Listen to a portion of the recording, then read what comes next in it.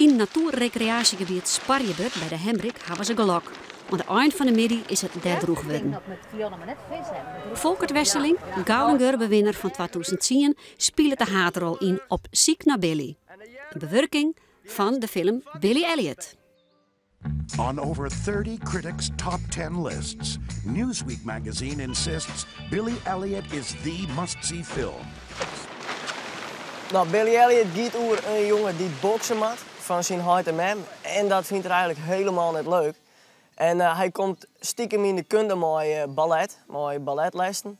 En nou, dat vindt hij stiekem volle leuker als boksen. Nou, op een gegeven moment komt zijn hart, die komt daarachter.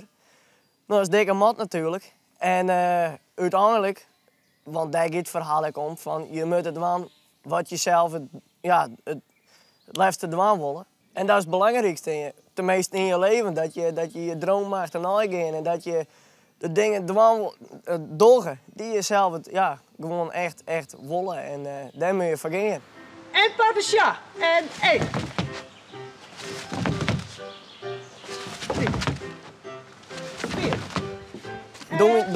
Als dan nooit jij de doen zou heeft, dan heeft hij niet een keer te krijgen met klassiek ballet. Ja, dat het heel wat oekers kost om dat een beetje op het podium te krijgen, zeg maar. Maar ja, waar een wil is een weg. En dat is precies hetzelfde. Als je iets wil, nou, dan ga je ervoor en dan mag het lukken. Ah, kut! Ja, oh. Dus moet Volkert maar de voeten van de vlier. Zijn rode lipjes op zijn wang. Is het stik als redder in de Ierpeloft spelen? Als je belofte, nevens mij net. Dus wat dat dan giet, hebben we de primeur. Ja. Best koud, hé? Zo'n flesje zijn in de hand. Jammer. Nee, die hond. Wat dat nou? Wist ik de handen net? Ja, maar om je zat te zitten midden op de dik. Maar ik vind het wel lekker zo. Maar net denken dat ik een mietje ben omdat ik een ballet doe.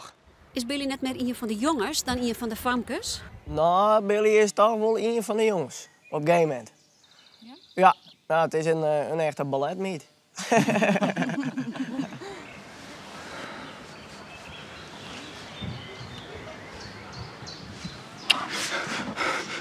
Net even vertellen, hè?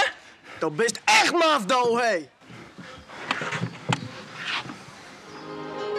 En dan jippen, naar achter en op. Op Ziek naar Billy gong al in première op 29 maart. Vreed 15 juni is de laatste kans om Volkert Wesseling te zien in de rol van Billy Elliot. In het Ierpeloftspel van Opsterlaan op de Hemrik. Ja.